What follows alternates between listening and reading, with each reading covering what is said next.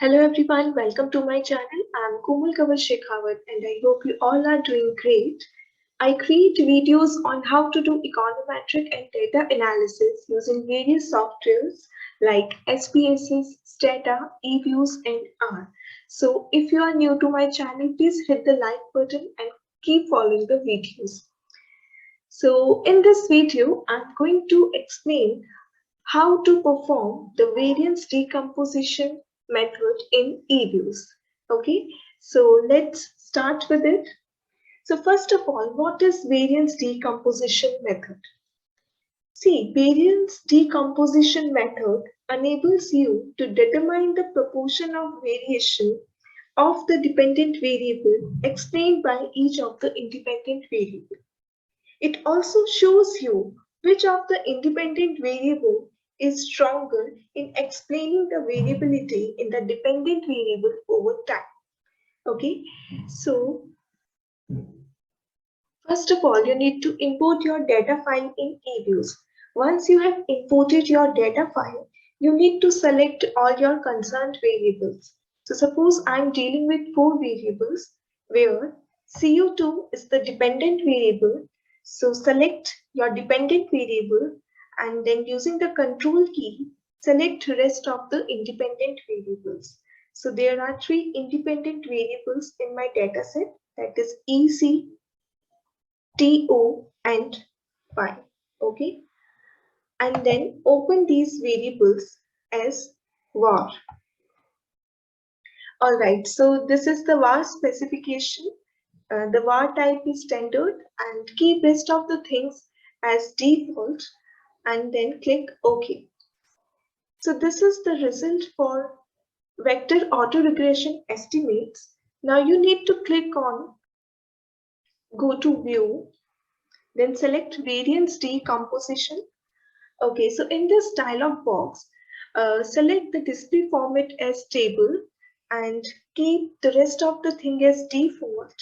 And here in the display information decompositions off. So if you want the variance decomposition of all the variables, be it dependent variable or independent variable. So all are selected over here. If you want variance decomposition for some specific variables only, then you can mention those variables here. All right. So once you have selected the decomposition variables, click OK. So these are the results for variance decomposition. Here you can see there are 4 tables. Okay, these 4 tables shows the variance decomposition for the first variable, which is the dependent variable carbon dioxide in my data set. Okay, the second one is for the EC variable energy consumption. Third one is for the trade openness TO, and the last one is for the variable Y, which is GDP in my data set. Okay, now how can one interpret the results for variance decomposition? Here you can see the time period is from 1 to 10. So this is a 10-year long time period wherein the first column shows the standard errors and the rest of the column shows all the variables. So first one is the CO2. Okay, and the first table shows the variance decomposition of CO2. Now here, how you can interpret the results. See, the variance decomposition, if you look in the short run, suppose in the first year or in the second year, so this first and second shows the short run period. Okay, so here if you look at the first year, here the variance decomposition or the forecast error variance in case of CO2 is 100%.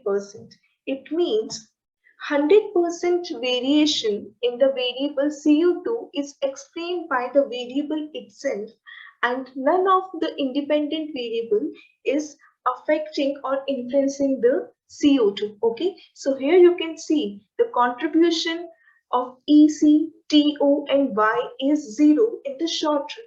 Okay, so it means that 100% forecast error variance in CO2 is explained by the variable itself and other variables don't have strong influence in the short run. Okay, now if you look at the long run, suppose you look at the time period after 10 years, or if you want to forecast what would be the influence of rest of the variables. So here you can see for CO2 it is 91.25%, whereas the contribution or influence of the other variable has increased. It means that in the long run, EC influences or the contribution of EC has increased from 0 to 5.8%. Okay, so it means that any shock or impulse in EC can cause 5.80% or can account for 5.80% variation of the fluctuations in CO2.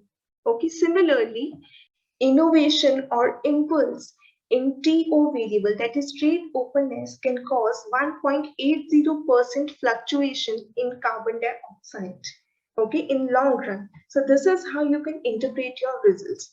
Similar fashion, the second table shows the variance decomposition of energy consumption. Okay, so if you look at the short run, the contribution of energy consumption, that is approximately 89% forecast error variance in energy consumption, is explained by itself, whereas 10% contribution in energy consumption is due to carbon dioxide, and in short run, trade openness in GDP contributes only 0% in variations in energy consumption. Okay, so this should sum up to 100%. This 10.9389.06 and 00. This should sum up to 100%.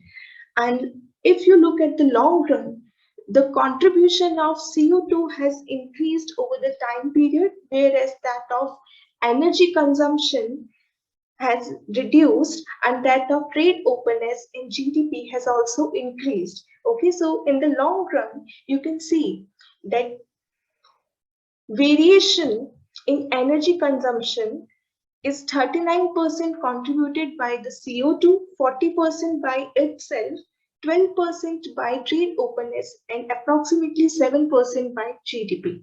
Okay, this also explains that the majority contributor in energy consumption is obviously the variable itself, but the majority contributor apart from energy consumption is carbon dioxide emissions. Okay, so variance decomposition also tells you which of the independent variable is stronger in explaining the variability in the dependent variable over time.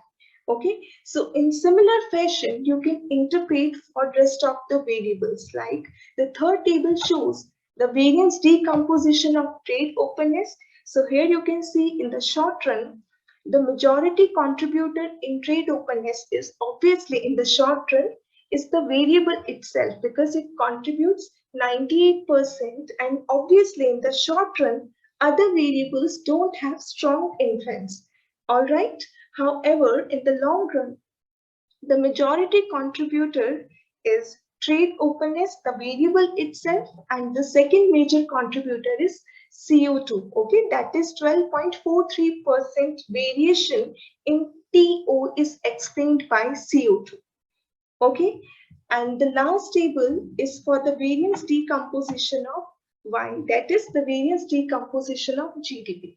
Okay, so here in the long run, the majority contributor in GDP variations is energy consumption and GDP. Both are more or less contributing similar amount. Okay, so this is how you can forecast error variance, and you can separately decompose the contribution of each of the independent variable on the dependent variable.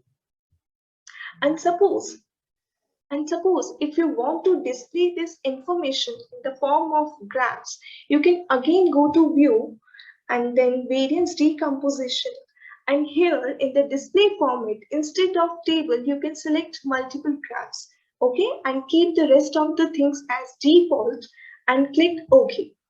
So here you can see these graphs shows the variance decomposition for each of the variables separately. Okay, so the graphs in the first row shows the variance decomposition for the variable CO2. The graphs in the second row shows the variance decomposition for variable EC, and in the third row for TO, and in the fourth one for GDP.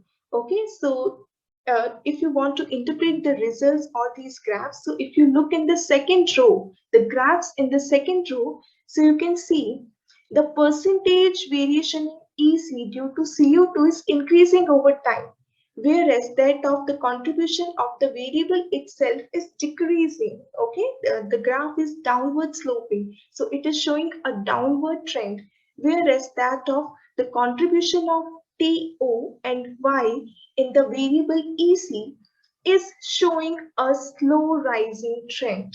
Okay, so this is how, if you want to display the information of variance decomposition in graphical form, you can also show these results. All right, so I hope you like the video. Please hit the like button and keep following the videos. Thanks for watching. Have a good day.